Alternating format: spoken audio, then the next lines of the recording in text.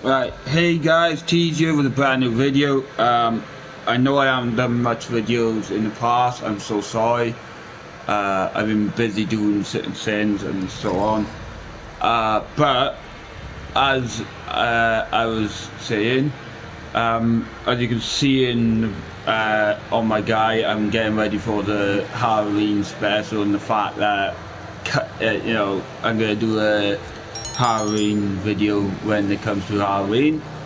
But before that is gonna be so rugby's gonna be back, which I cannot wait.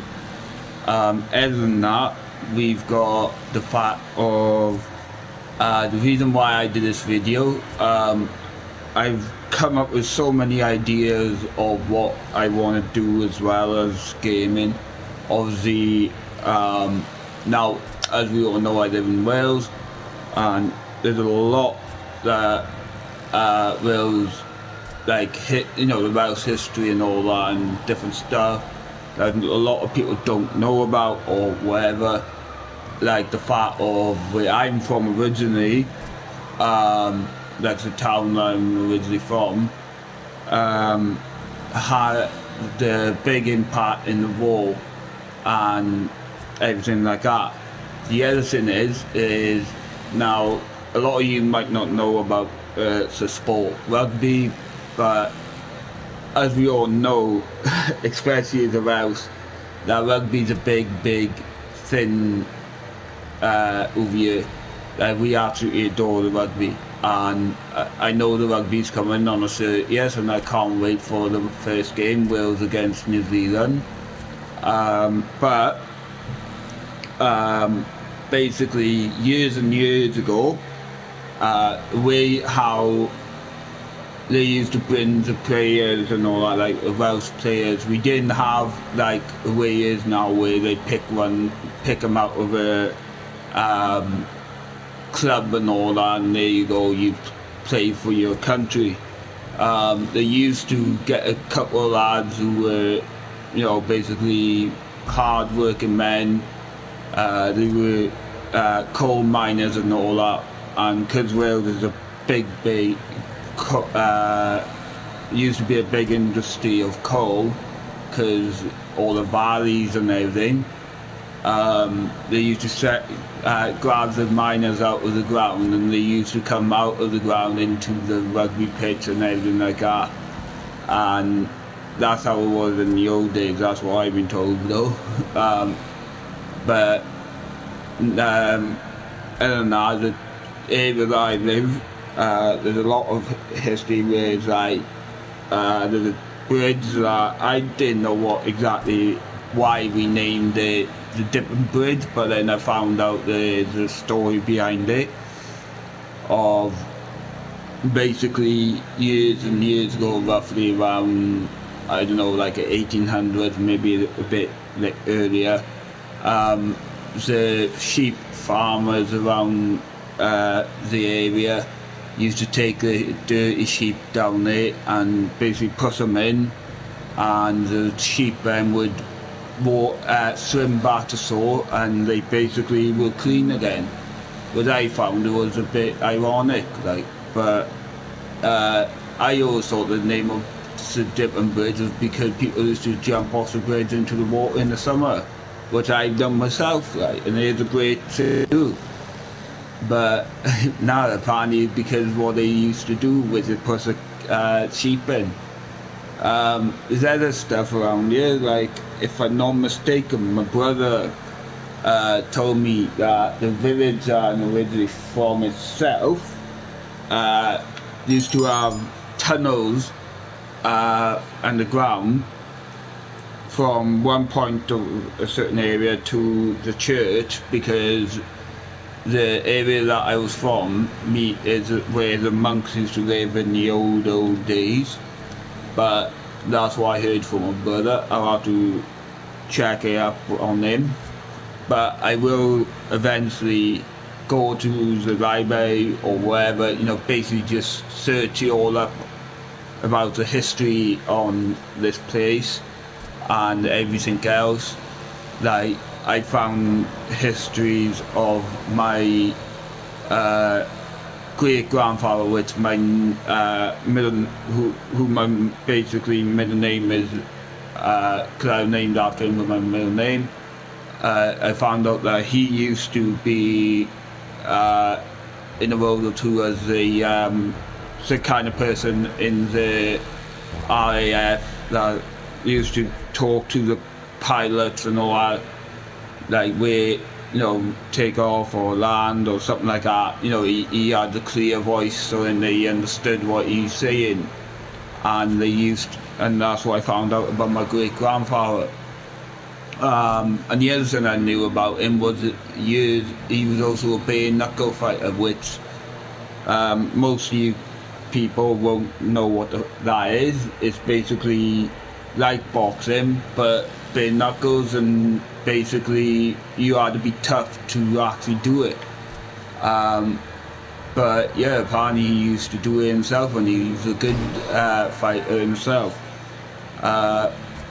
There's a lot of history behind my family, and plus also the areas of where I'm from. There's a lot of coal mines where I'm from and everything. There's also, like in North Wales, you got the slate mines. You've got a couple of like railway lines, everything like that, and it's quite interesting over the history of what they used to do here. Cardiff is a big one as well. Like for an example, the Principality Stadium, or how I call it, the Millennium Stadium, was originally meant to be built before the Millennium, but actually was built just on the Millennium, so they kind of messed up. But they kept it as the name of a Millennium Stadium until, I can't remember now, I was about a teenager, to Principality Stadium, but a lot of people still class it as a Millennium Stadium because that's what Wien Rovers known it as. But there's a lot of history around it, and I'm going to try and teach everyone about Wales, the language, everything like that, and I hope you guys will enjoy. If not, I'm just trying my best to try and come up with video ideas, because at the moment I'm running out of ideas these days with everything that's going on and everything, because I've not been funny. This year has been pretty shit, and I don't know what I'm gonna do. I mainly just cannot wait until this year is over and done with, because I want to see what happens next year. I mainly can't wait to get back on like holidays and going to different places. I still want to do like once I do make it big, I do want to like do meet and greets and everything like that. But other than that, yeah, I hope everyone's been well. I hope that everyone is excited about Halloween as much as I am.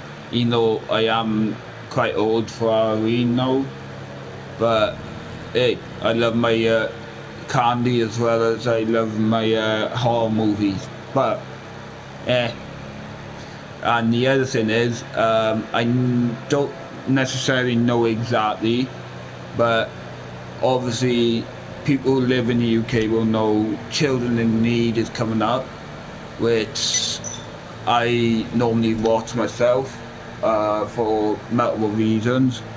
One of them being that if it wasn't for people like that, paying, like supporting all the doctors or medical care and everything like that. I know this is going to sound a bit sad and everything like that, but technically I wouldn't be around because of what happened to me when I was younger, with my stroke and everything. And I'm grateful for people who did you know, the doctors and everything, and the nurses and the NHS. I'm grateful for it, because if it wasn't for them, I wouldn't be around. And they they have a difficult time because, you know, they don't know what to do in a way of a situation. Because I'm not being funny, I wouldn't be able to do their job because I panic too much with the fact of how stressful it would be being pressured into doing this and doing that.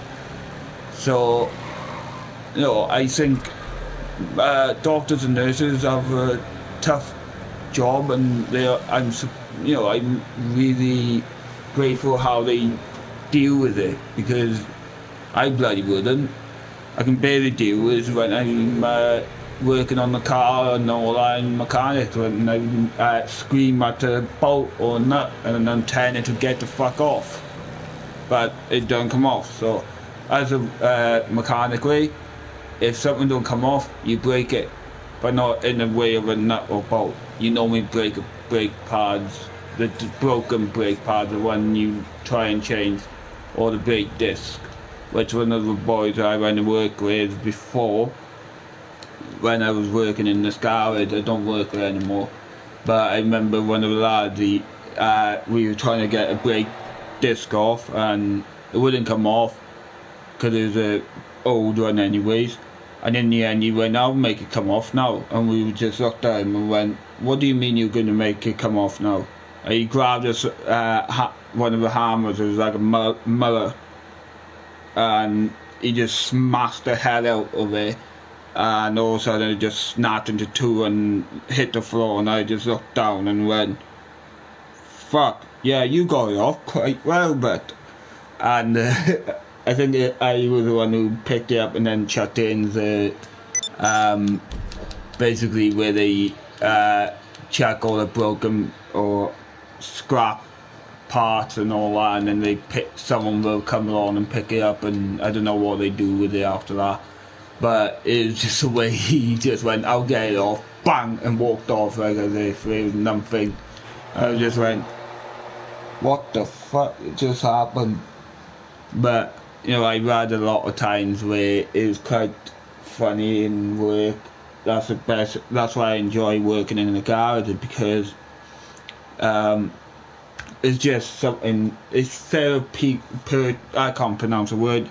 Basically, it's like therapy to me, because with my anxiety and everything, when I go to work in the garage, I feel like a normal human being. And I feel like as if I'm not got epilepsy, I don't have no anxiety, and I just feel human again. But people would ask me, why don't I work as this, why don't I work as that? And that's the reason why, because in my eyes, if I work anywhere else besides in the garage, I won't be satisfied, or I won't feel like a human. I'll feel anxious every so often and everything like that. I don't like it because it's not good for my health, especially with my epilepsy, because I do have fits in my sleep. But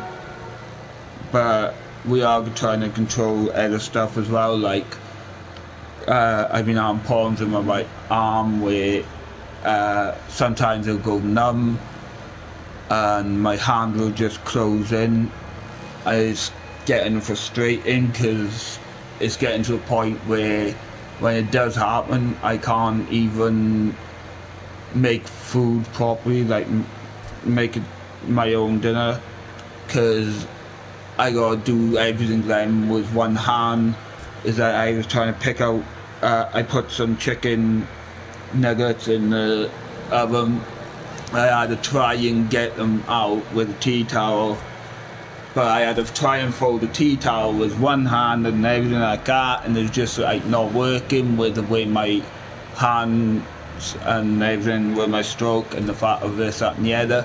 And I was just getting annoyed and about to scream at the way everything was just falling apart. And I'm hoping it does get better eventually. I'm hoping somehow the doctors will find a way of sorting it out. Last time I checked, they were on about putting Botox in my right arm. I'm still waiting on that. When I do have when I do have the update about that, I'll probably do a video and explain to you guys this is what's happening or will be happening. And once I've done the thing, I'll explain to you guys how I feel with it, because it's going to feel weird as hell having Botox in my right arm. And until then, keep safe and always like and share the channel, and I love you all. Peace.